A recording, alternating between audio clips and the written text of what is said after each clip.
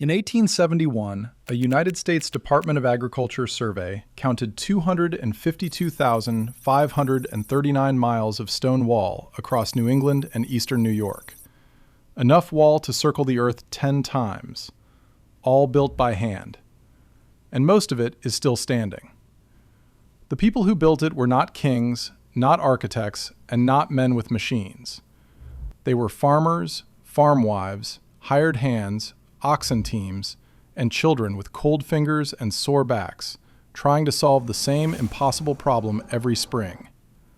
The ground kept growing stones. That sounds like a folk saying until you walk into the woods in Vermont, Massachusetts, Connecticut, New Hampshire, or Maine and find a wall running straight through the trees. I have walked into stone walls deep in Vermont woods that looked like they had never been farmed.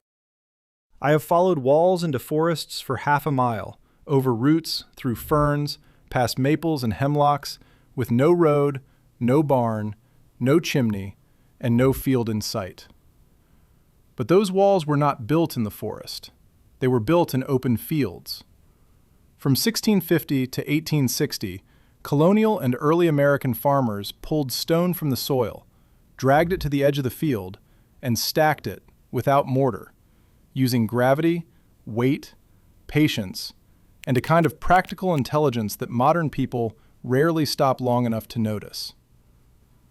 This story begins with desperation, because before New England could be farms, it had to be made farmable.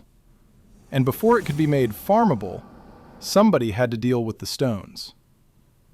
20,000 years ago, a wall of ice moved across New England.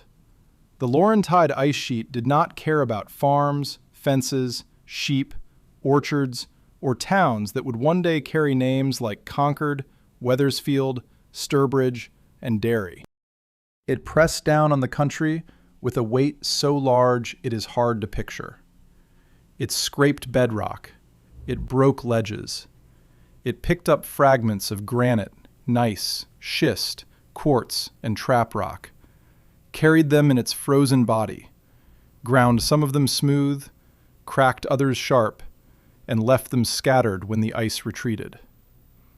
When the ice melted, it did not leave neat rows.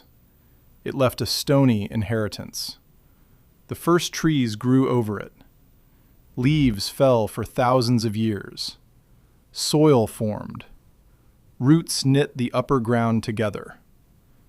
By the time Europeans began clearing New England for farms in the 1600s, many of the stones were hidden under forest soil, lying just below the plow line, waiting. The first farmers thought they were cutting forests.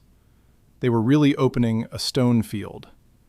A man could swing an axe and see progress. A tree fell. A stump burned. Light entered the clearing. Corn could be planted. Hay could be cut. Cattle could be brought in. For a little while, it must have felt like victory. But winter came. Water soaked into the soil. The ground froze. Ice expanded. Soil lifted. Stones moved. When the spring thaw came, the earth settled back down. But the stones did not always return to where they had been. Frost heave nudged them upward, an inch here, 2 inches there, season after season. A farmer cleared a field in October, came back in April, and found new stones waiting for him. That is the impossible part. The enemy was not a single boulder. It was not one bad acre. It was an entire region where the soil itself seemed to resist the plow. Every spring, just when the farmer needed to plant, the ground offered him more work. And the work could not be delayed. A stone in a field was not just ugly. It could break a wooden plow. It could lame a horse. It could trip an ox. It could ruin a scythe. It could turn a day of planting into a day of repair. For a family living close to hunger, a broken tool was not an inconvenience. It was a threat. So the farmer bent down. He lifted the small ones by hand. He pried the large ones loose with wood or iron. He rolled the round ones. He dragged the stubborn ones. He cursed some of them, saved some of them, and stacked all of them somewhere they would not get in the way. And that is where the great contradiction begins. The stone wall was not the goal. The field was the goal. The wall was the byproduct. The men and women who built 252,539 miles of wall were not setting out to decorate New England. They were trying to plant corn, graze sheep, cut hay, and keep animals where they belonged. The wall was the long pile at the edge of survival. If you value the old trades, the old ways, the work done before engines made everything loud and fast, subscribe to Global Old History. This channel follows the people who solved hard problems with their hands, their tools, and their backs before anyone thought to call it engineering. The first walls were rough. Many were not really walls at all, at least not at first. They were dumps, long stone piles along the edges of fields, beside wooden rail fences, beside roads, along property lines, or at the margin between pasture and mowing land. Farmers called some of them disposal walls, because that is what they were, places to dispose of the stones the land kept giving back. But a pile has a way of becoming a structure. A farmer who placed one stone carefully saved himself trouble later. A stone laid flat stayed better than one thrown loose. Two stones leaning against each other could hold a third. Large stones could anchor the base. Smaller stones could fill gaps. Long stones could bridge the top. Nobody needed a drawing. The wall taught the builder as it rose. This is the wonder of it. A wall made without mortar should not seem permanent. No cement, no poured footing, no steel, no survey crew in many cases, just fieldstone, muscle, and judgment. But gravity has a language of its own, and farmers learn to speak it. A good dry stone wall is not a stack of random rocks. It is a balance of force. Each stone leans, presses, locks, or settles into the next. The weight that could crush a careless wall is the same weight that holds a careful one together. The builder has to think like the wall. He has to feel where pressure will go.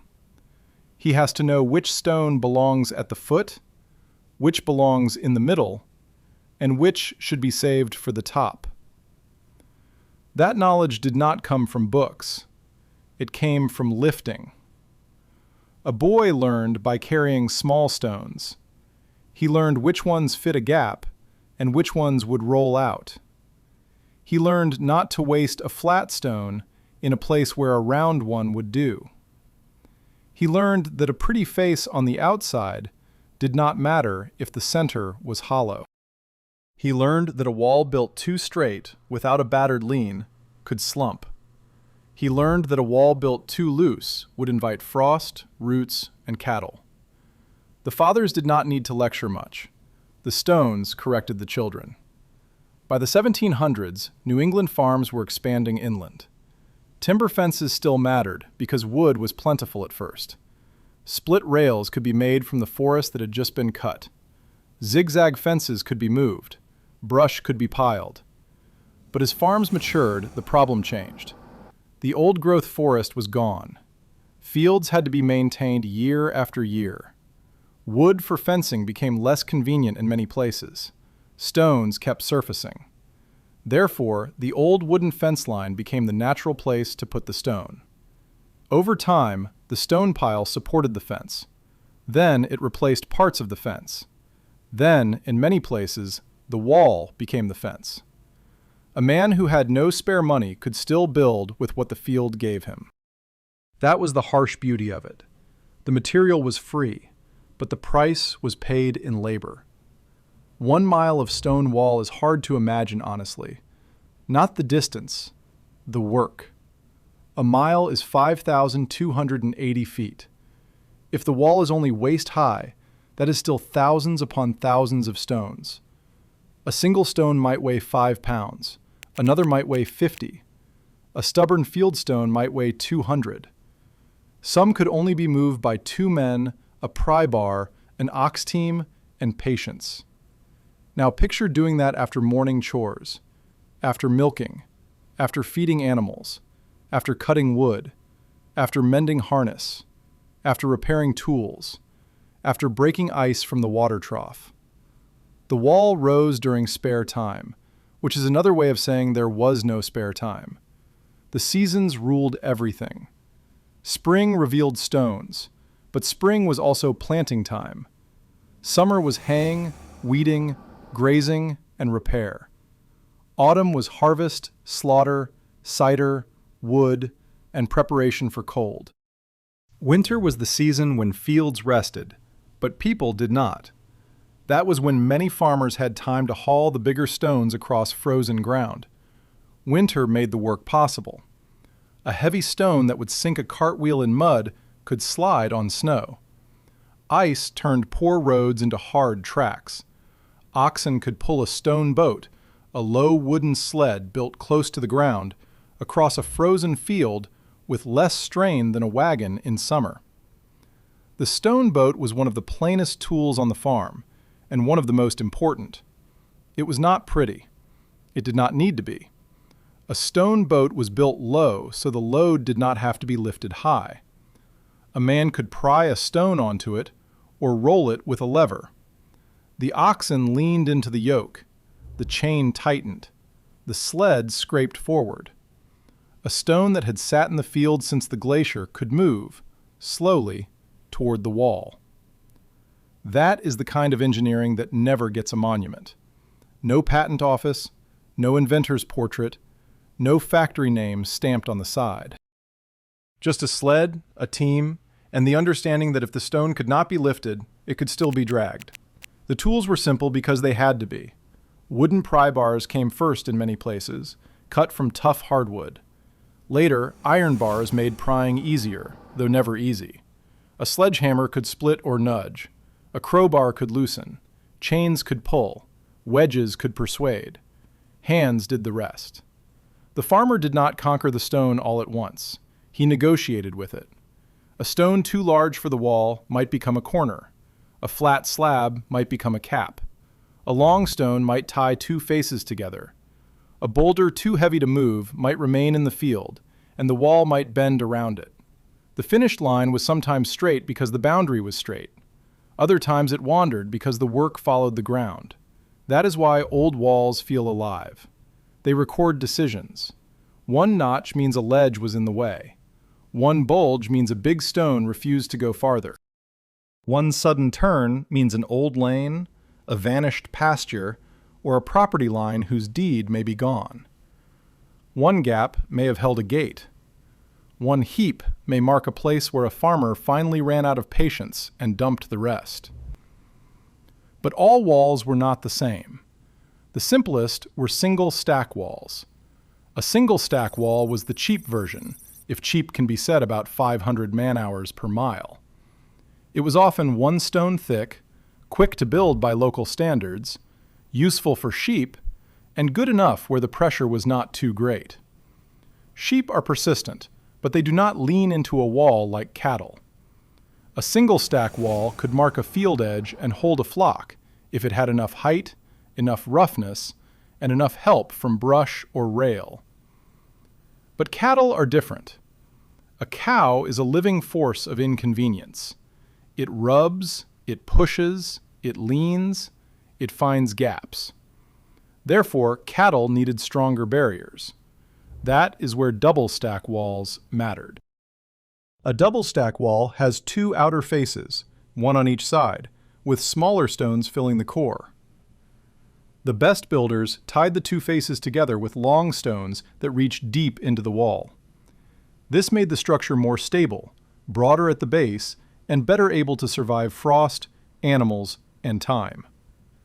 A good double wall is not just stronger, it is more honest. You can see the labor in it. Each side had to be faced. Each gap had to be packed. Each lift of stone had to be considered twice. If the wall leaned out, it would fail. If the core was loose, it would settle badly. If the stones were all small, it would scatter. If the large stones were wasted too high, the base would suffer. The wall judged the builder. Then came lace walls. A lace wall is the kind of wall that makes a walker stop. Tall, open, careful, almost airy in places. Built with stones set so the spaces between them give the wall a lightness that seems impossible for rock. These were often built around houses, lanes, or special places where appearance mattered along with function. They required better stone and better hands. A farmer could throw a disposal wall together because the field demanded it. A lace wall asked for pride. You can tell when somebody cared, not because the wall is perfect, but because it is deliberate. The stones stand, lean, and lock with attention. The wall has rhythm. It has a face. It carries the mark of someone who had done this long enough to make rough material behave. Estate walls were another matter. These were the mortared, decorative, more formal walls of wealth, built around larger properties, village houses, institutions, and later country estates. They could be taller, smoother, and more architectural. Sometimes specialists were hired. Sometimes quarried stone was used. Mortar entered the work. These walls speak a different language. They say ownership, display, permanence. But the heart of the New England story is the farm wall, the unmortared field wall. The wall built because the cow needed containing, the sheep needed pasture, and the plow needed a clear path. Robert Thorson understood that better than almost anyone who has written about them. Thorson is a geologist at the University of Connecticut, a professor of earth sciences, and one of the principal modern scholars of New England's stone walls. His book, Stone by Stone, helped many people see these walls not as charming rural clutter, but as records of geology, farm labor, and regional memory. He also helped build the Stone Wall Initiative, a public resource devoted to studying and protecting them. What Thorson brought to the subject was rare. He saw the stone as both nature and history. A wall was not just a fence. It was the last stop in a process that began in ancient mountains, moved through glacial ice, slept under forest soil, rose through frost, met a farmer's hand, and then waited under trees for someone like us to notice. That is why a stone wall in the woods can feel impossible, because it is not one story. It is several stories stacked together.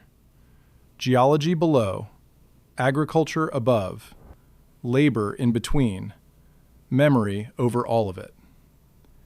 Henry David Thoreau saw that memory forming while the farm world was still alive.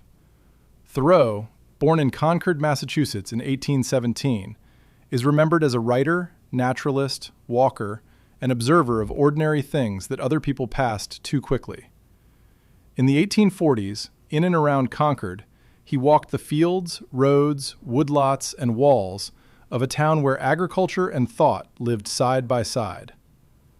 Thoreau also worked as a surveyor. That detail matters. He did not only look at Concord as a poet, he measured it. He moved through property lines, woodlots, pastures, and boundaries. He understood that a wall could be a legal line, a practical barrier, and a relic of human effort all at once. In his journal, Thoreau wondered how the work of ancestors could remain so visible while the people themselves became so transient. That is the grief hidden inside these walls. The stones remain. The hands are gone.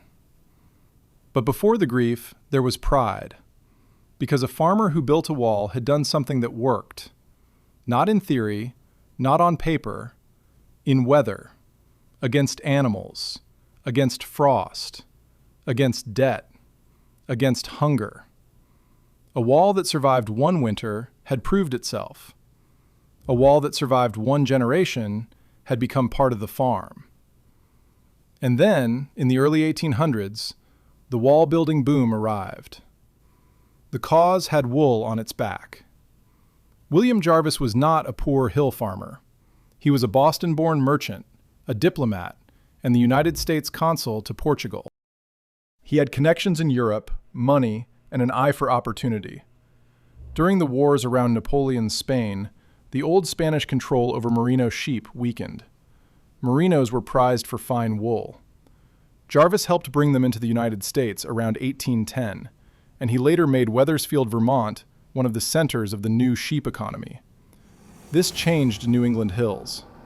Merino sheep could graze rough land, rocky land, thin land. Land that was not kind to wheat could still feed sheep. Wool prices rose. New England textile mills wanted fiber. Farmers looked at their stony pastures and saw money on four legs. Therefore, walls multiplied.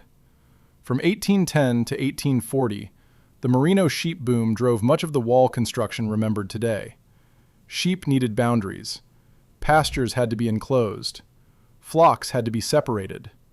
Neighbors had to know whose animals were whose.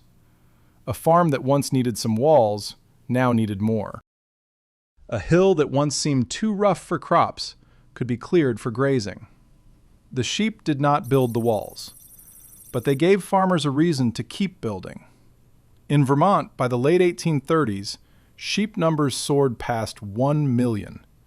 In some places, sheep seemed to outnumber people so badly that the joke hardly felt like a joke. The hills were cleared. The pastures widened. Stone walls divided the slopes. Woodlots shrank. The country looked more open than many Americans today can imagine. This is the part people get backward. They imagine old New England as deep forest, always forest, ancient forest, stone walls tucked naturally among trees. But in 1830, Massachusetts was roughly 60% cleared land. Open, worked, cut, grazed. Hayfields, pasture, orchards, lanes, barns, cellar holes, and stone walls under a broad sky. The trees that now shade many of those walls were not there. The walls stood in sun. Sheep moved beside them. Cattle pressed against them. Men mended them. Boys crossed them. Women passed through barways on the way to gardens, wells, neighbors, and church roads. You can find them in every patch of New England trees now, but they were born in cleared country. And that changes how you see them. A wall deep in the woods is not a mystery wall. It is a farm that disappeared. By now you have followed these farmers from glacial stone to spring frost, from field clearing to sheep pasture, from the first rough piles to walls that could stand for 200 years. Subscribe to Global Old History if you want more stories like this. Stories of labor that did not advertise itself, but still outlasted the people who did it. By 1840, the sheep boom had already begun to show cracks. Markets changed. Tariffs changed. Wool prices fell. Western competition grew. Farmers farther west could raise animals on land that was flatter, larger, less stony, and cheaper to work. New England farmers were trapped by the very ground they had fought so hard to improve. Their walls were good. Their land was hard. That is a cruel combination. A family might spend generations clearing stones from a hillside farm, only to watch a western farm produce more with fewer hands. Ohio, New York beyond the Hudson, Michigan, Illinois, and later farther states offered deeper soil and wider fields. The Erie Canal and railroads changed distance. Grain and wool could move. The old hill farm no longer competed only with the next town. It competed with the continent. Therefore, the Great Abandonment began. From 1860 to 1910, many New England farms were left behind. Not all at once, not in one dramatic exodus. A son went west, a daughter married into a mill town, a family sold out, a barn roof failed, a pasture grew brush, a cellar hole filled with leaves, a lane stopped being used, taxes went unpaid. The stone walls remained because stone has no reason to leave. Wooden houses sagged, barns collapsed, fences rotted, apple trees went wild, but the walls stayed. This is where the story turns from pride to grief. Not grief as spectacle, not horror, just the quiet grief of forgotten people. The names gone from memory, the men buried under leaning headstones, the women whose labor never made the farm account books, the children who carried the small stones and became old before anyone thought to write down what they had done. A wall does not tell you the builder's name. It tells you his reach. It tells you how far he could carry. It tells you where he stopped. It tells you what he thought was worth doing well. But it does not tell you whether his back hurt when he rose in the morning. It does not tell you whether he lost a child that winter. It does not tell you whether the farm saved the family or broke it. It does not tell you whether the woman of the house stood at the doorway and watched the oxen drag another stone boat across the snow, wondering if the land would ever give more than it took. The records can count miles. They cannot count that. The 1871 survey counted 252,539 miles of stone wall.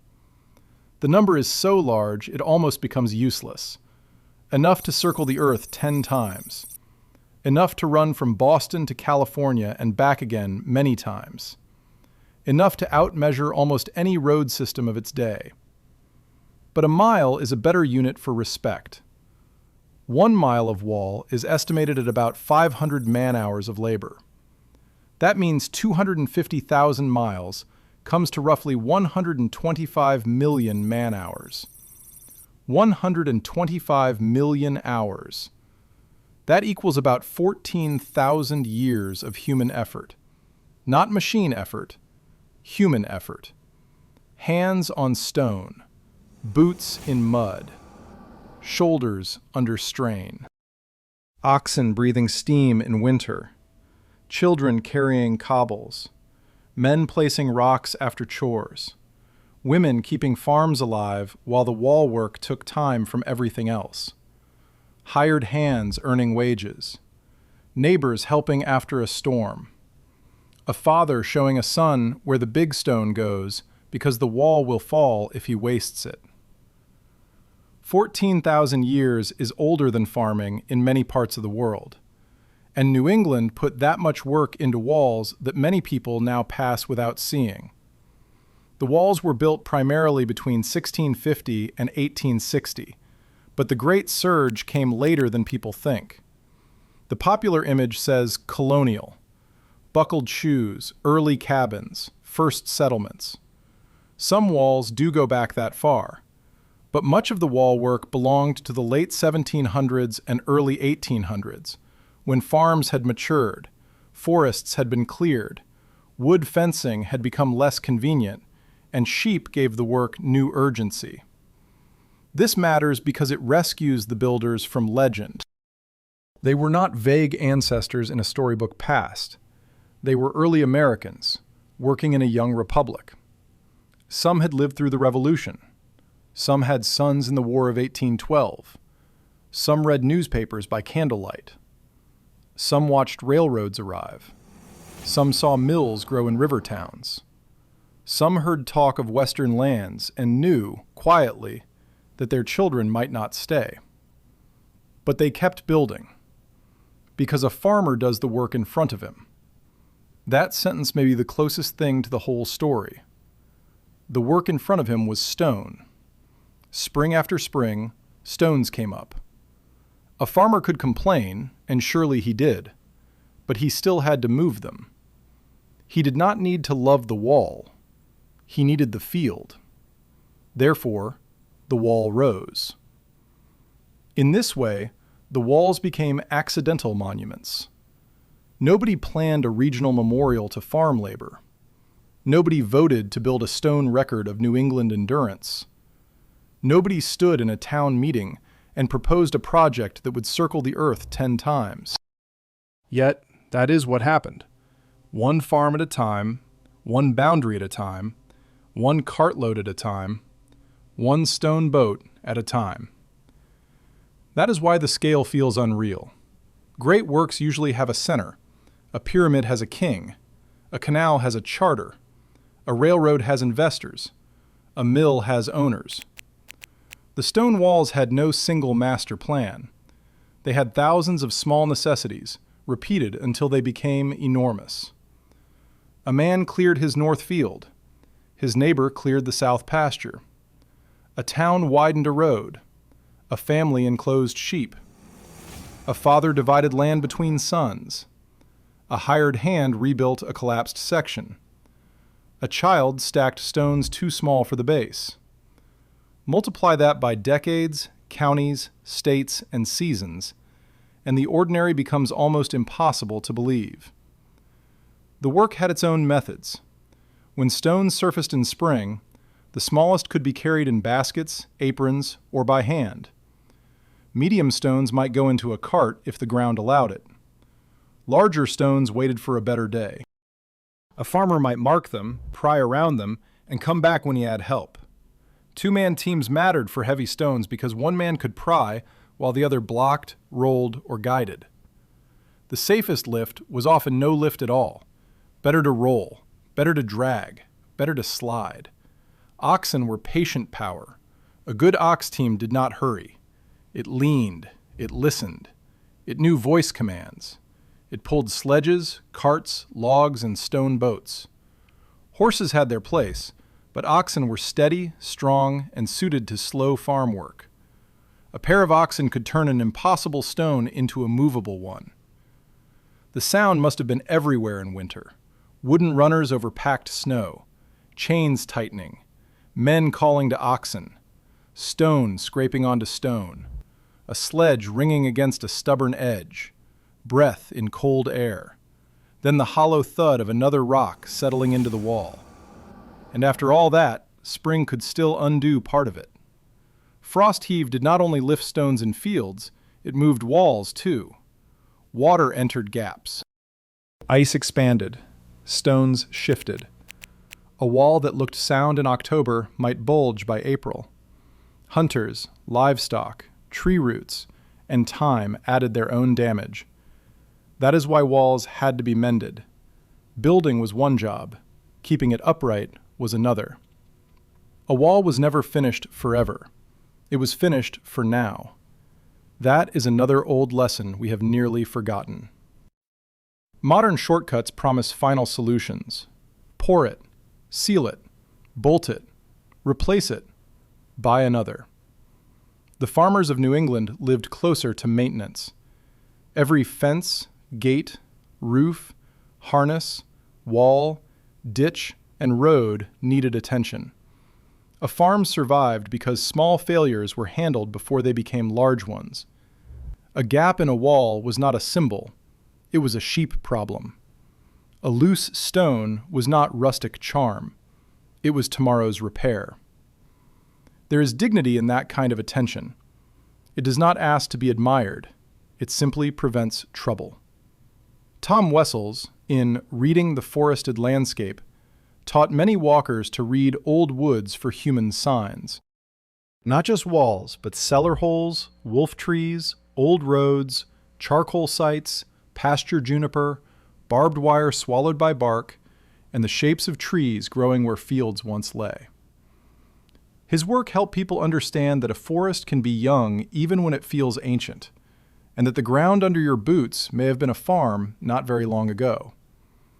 That is what New England does so well. It hides history in plain sight. A stone wall under maples looks eternal, but the forest around it may be second growth. The wall may be older than most of the trees. The trees may be growing because the farm failed.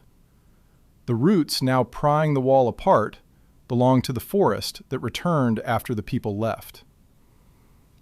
In 1830, Massachusetts was roughly 60% cleared.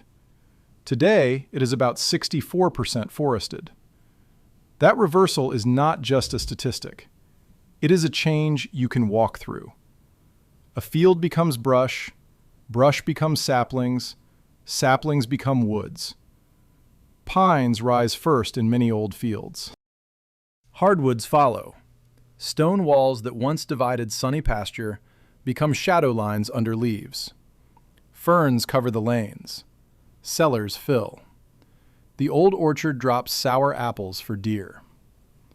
I have followed walls into forests for half a mile and found myself asking the same question again and again. How did this get here? The answer is always both simple and enormous. A family lived here. They worked. They left. The wall stayed. By the early 20th century, many old farms had become woodland again. Some were bought for timber. Some became estates. Some became town forests. Some became state land. Some were simply forgotten behind newer roads and houses. In the 1900s, people began to romanticize the walls. Artists painted them. Writers praised them. Homeowners rebuilt them. Suburban builders borrowed their look. But the old farm walls were not built for romance. They were built because the land demanded a response. That response still shapes the region. Drive a back road in New England and you may see stone walls running along both sides, dipping under leaves, broken by driveways, vanishing behind houses, rising again near an old cemetery. Walk behind a school, a church, a town hall, a conservation trail, or a patch of roadside woods, and you may find them. They are nearly everywhere in forested New England, if you learn how to look. Some are mossy and low. Some are tumbled, more mound than wall. Some still stand chest high. Some disappear into hillsides. Some run into wetlands and stop. Some climb slopes where no tractor would dare. Some cross modern property lines that did not exist when they were built. Some pass close to cellar holes where lilacs still bloom. Those lilacs can break your heart. A wall alone tells you labor. A cellar hole tells you home. A lilac tells you somebody wanted beauty there. This is the final turn of the story. The walls are engineering, but they are also evidence of feeling. A farm family did not live by stone alone. They planted gardens. They raised children. They buried parents. They argued with neighbors over boundaries. They borrowed tools. They went to meeting. They herd sheep at night. They knew which wall section always failed. They knew which field was too wet, which pasture was thin, which ox was stubborn, which child could be trusted to stack small stones neatly.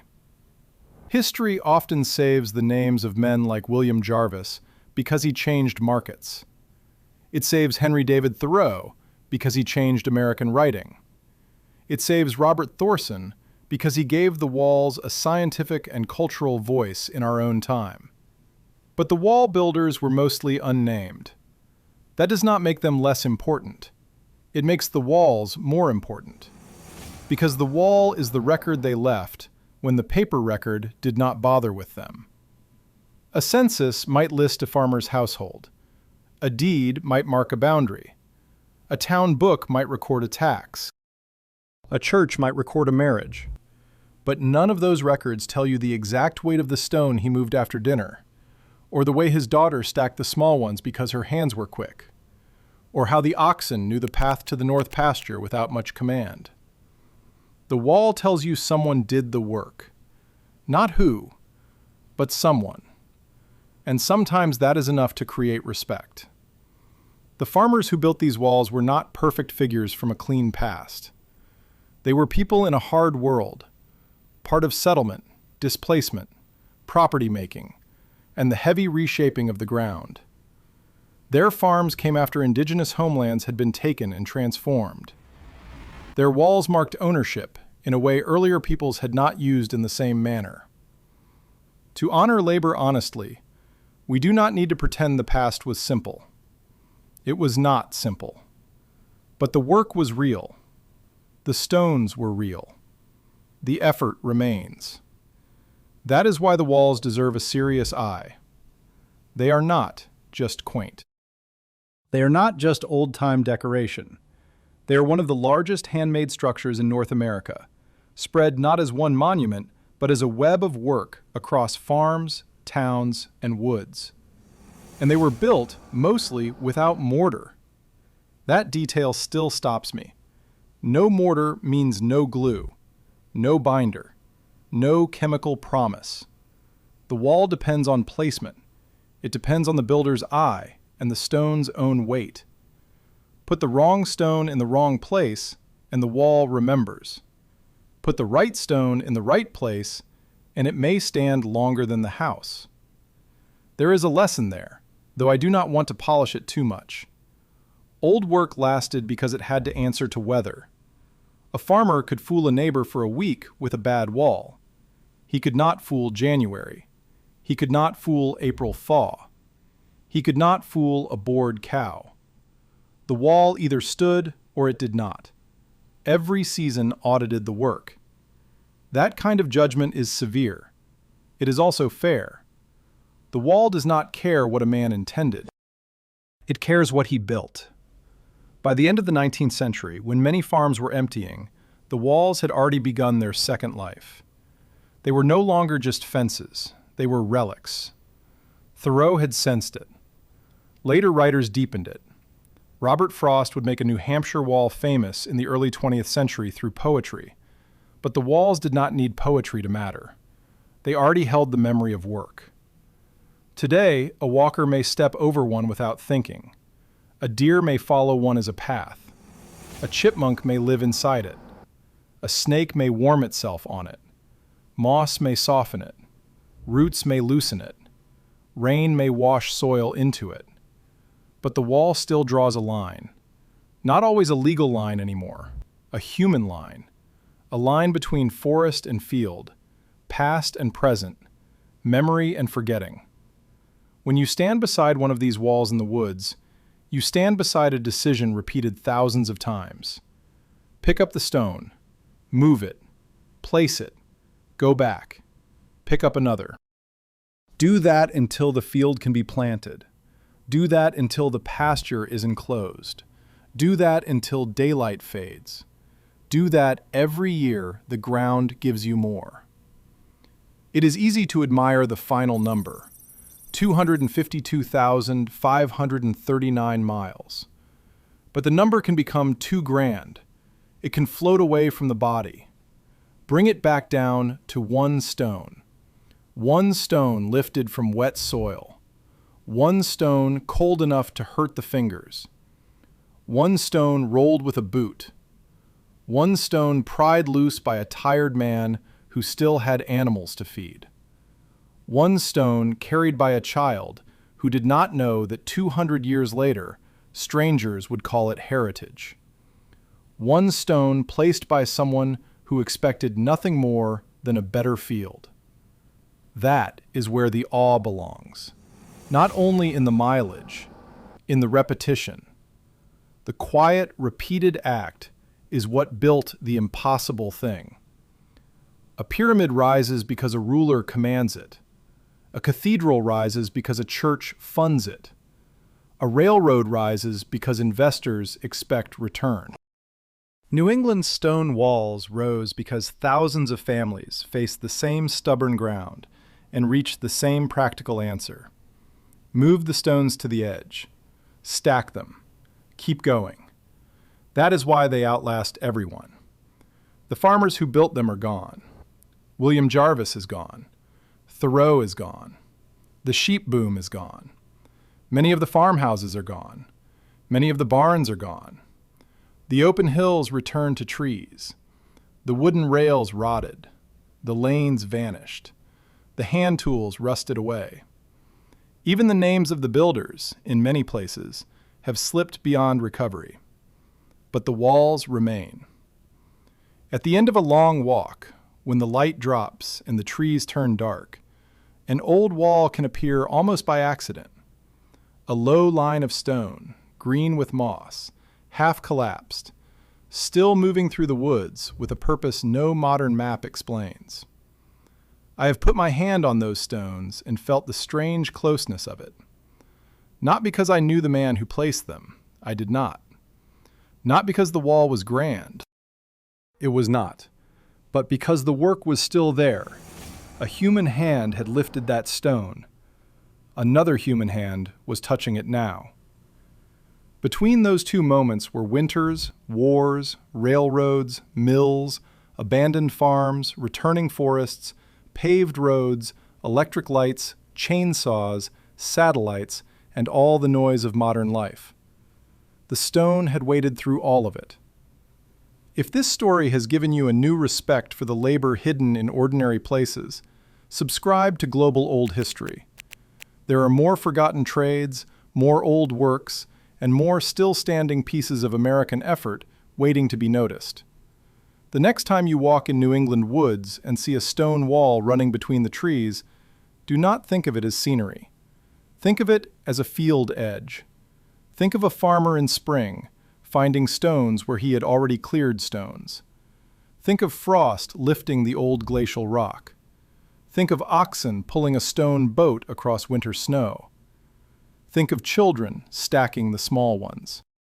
Think of sheep pressing against a single stack wall, cattle testing a double stack wall, a careful lace wall near a house, and a mortared estate wall trying to look more refined than the labor beneath it. Think of 1830, when open land spread where trees now stand. Think of 1871, when the surveyors counted enough wall to circle the earth 10 times. Think of 125 million hours. Think of 14,000 years of work. Then look again at the wall. It is not abandoned, not really. It is still doing what the best old work does. It reminds us that people were here before us, that their lives were heavy with labor, that their names may be gone, and that the things they made by hand can still stop us in our tracks. The men who built them are gone. The women who held those farms together are gone. The children who carried the small stones are gone. The fields became forests. The forests hid the walls. But the walls outlast everyone.